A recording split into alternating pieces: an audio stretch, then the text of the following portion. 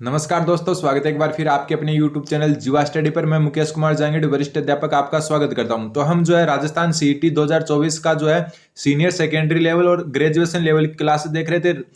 आज हम Indian polity का एक टॉपिक करेंगे, मौलिक अधिकार। जो इंपॉर्टेंट क्वेश्चन है वो जानेंगे, ठीक है। और आप चैनल पर नए हैं तो चैनल को सब्सक्राइब कर सकते हैं, और पहली वाली क्लासें नहीं देखी तो जाकर देख सकते हैं। तो आज का पहला क्वेश्चन है कि भारत के संविधान के 44वें संविधान संशोधन के पश्चात मूल अधिकारों की संख्या क्या हो गई, ठीक है। तो सबसे पहले जो है भारत के संविधान में जो है 7 जो है क्या थे, मूल अधिकार थे, ठीक है। कितने थे? 7 मूल अधिकार थे। लेकिन जो 44वां संविधान संशोधन हुआ उसके बाद में कितने हो गए?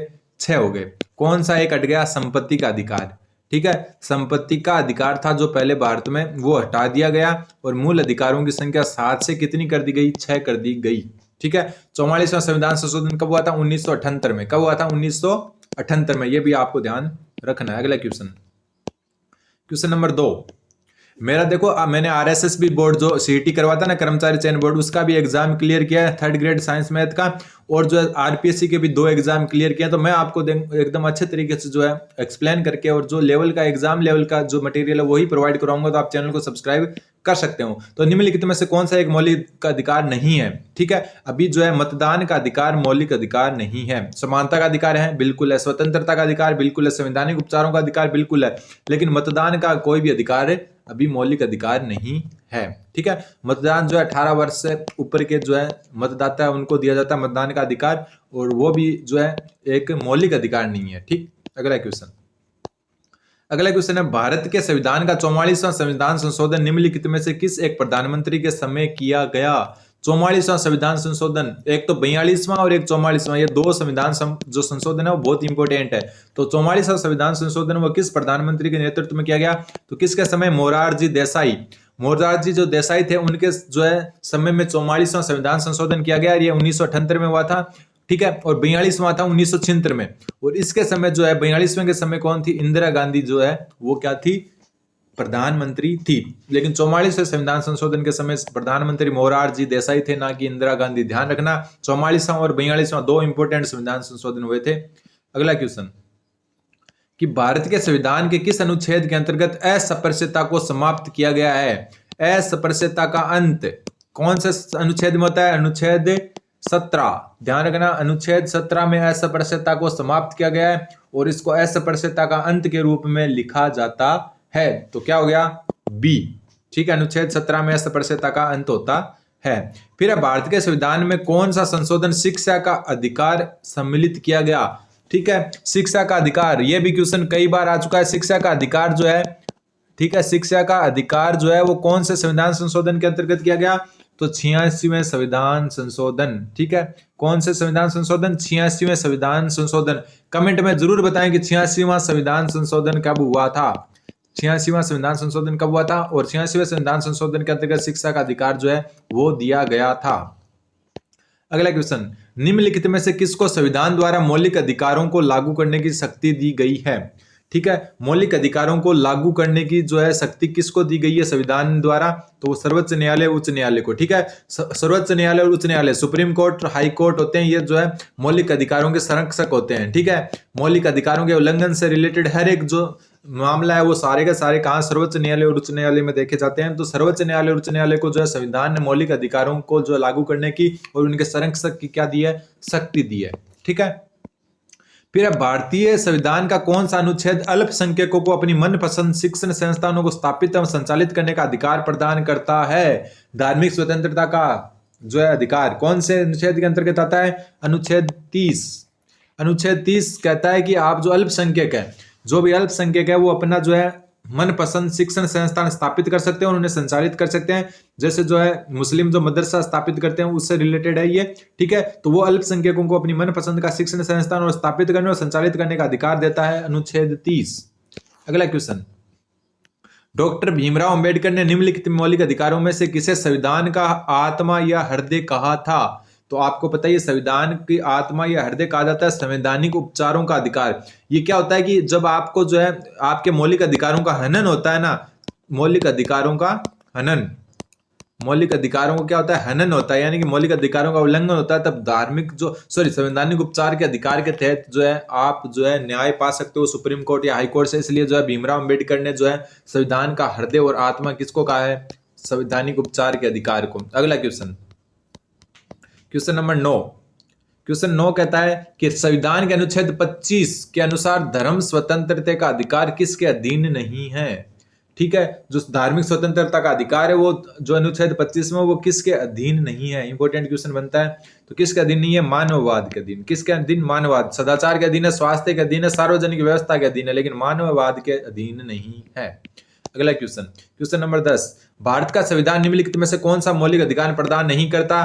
तो अभी मैंने आपको बताया था कौन सा, समान आवास का अधिकार। वैसे अभी जो मतदान का अधिकार है वो भी नहीं है, और वर्तमान में तो संपत्ति का अधिकार भी जो है मौलिक अधिकार नहीं है। समानता, स्वतंत्रता और धर्म पालन करने का, ठीक है, धार्मिक स्वतंत्रता का जो है अधिकार वो है, समान आवास का अधिकार नहीं है। मौलिक अधिकार है, मौलिक अधिकार क्या है, कठोर है, लचीले हैं, वाद योग्य या अवाद योग्य है।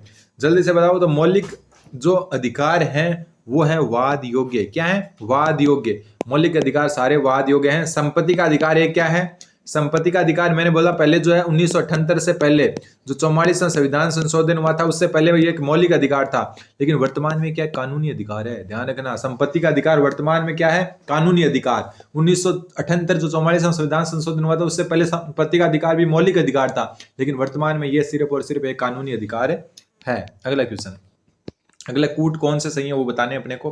13वें क्वेश्चन में सबसे पहले समानता का अधिकार संविधान में उल्लेखित अनुच्छेदों में से किसके अंतर्गत आता है। तो जो है 14 से लेकर जो 18 तक के अनुच्छेद है वो समानता के अधिकार में आते हैं। कौन से में, समानता के अधिकार में। 14 से लेकर 18 तक तो देखो 13, 15, 16 तीनों आएंगे। सॉरी 14, 15, 16 आएंगे, 13 नहीं आएगा। तो पहला नहीं आएगा, दूसरा, तीसरा, चौथा आएगा, तो ऑप्शन सी। ध्यान रखना 12 और 13 जो है वो मौलिक अधिकारों में जरूर आते हैं, लेकिन उनमें जो है राज्य वगैरह की परिभाषा दी हुई है। रियल में जो है समानता का अधिकार जो पहला अधिकार दिया है वो 14 से 18 तक के अनुच्छेद में आता है। अगला क्वेश्चन, अभी देखो भारत के संविधान के अनुच्छेद 25 का संबंध किससे है। भारत के संविधान के अनुच्छेद 25 का संबंध किससे, धर्म की स्वतंत्रता से।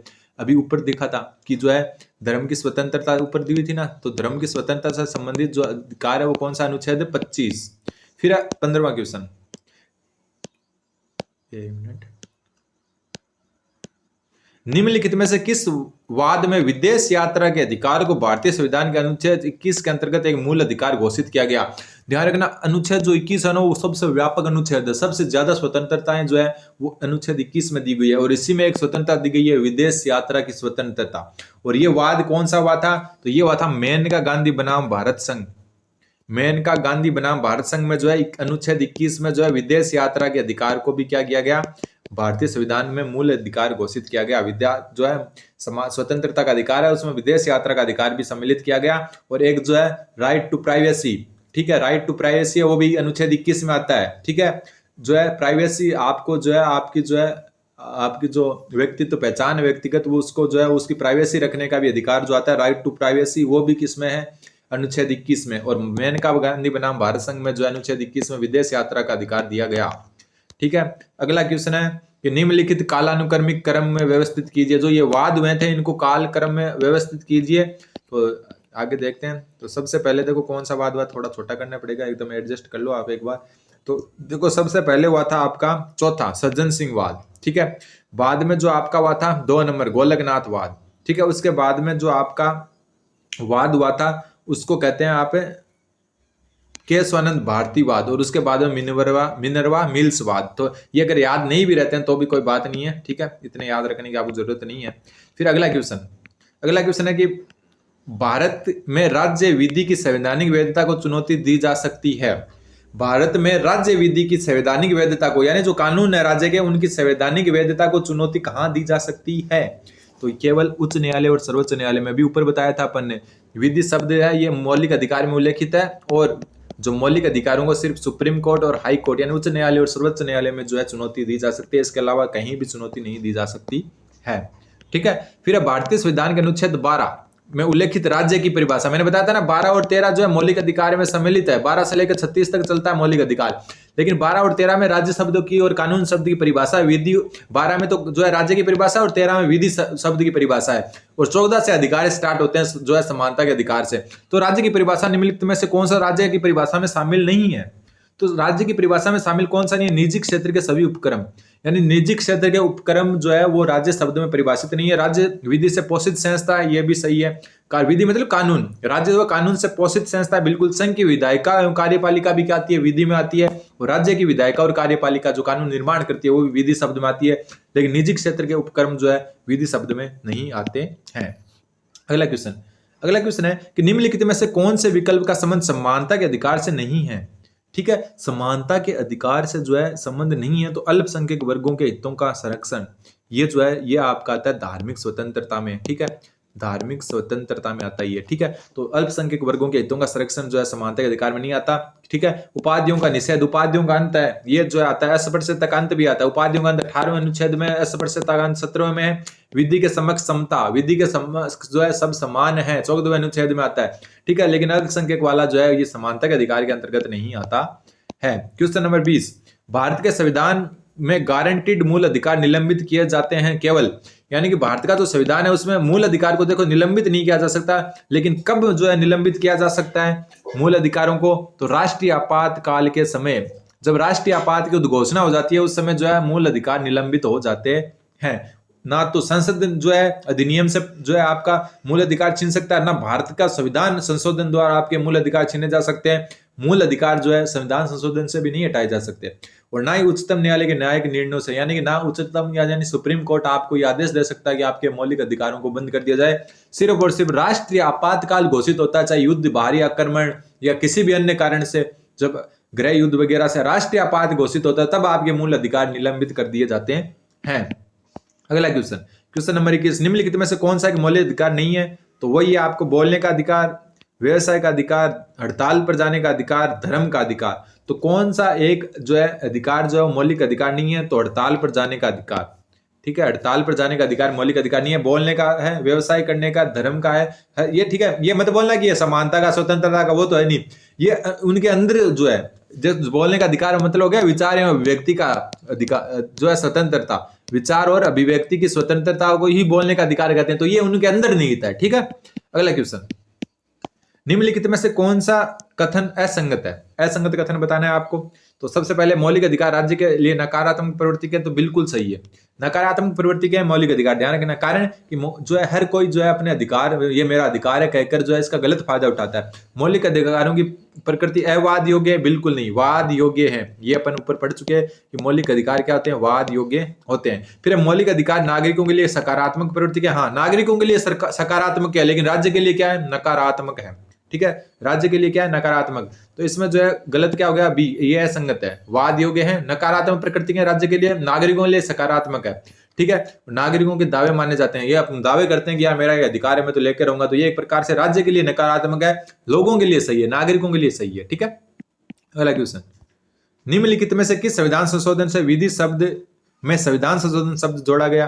तो मैंने बता दिया विधि की परिभाषा अनुच्छेद कौन से में है? 13 में। 12वें में राज्य किया, 13 में जो है आपके विधि शब्द का जो है उल्लेख है, और इसको जो है इसमें संविधान संशोधन शब्द कब जोड़ा गया? 24वें संविधान संशोधन से। ठीक है, 24वां जो संविधान संशोधन हुआ था उसके बाद में इसमें संविधान संशोधन शब्द जोड़ दिया गया। मतलब संविधान संशोधन होता है तो वो भी एक प्रकार की विधि है, यानी कि वो भी एक प्रकार का क्या है?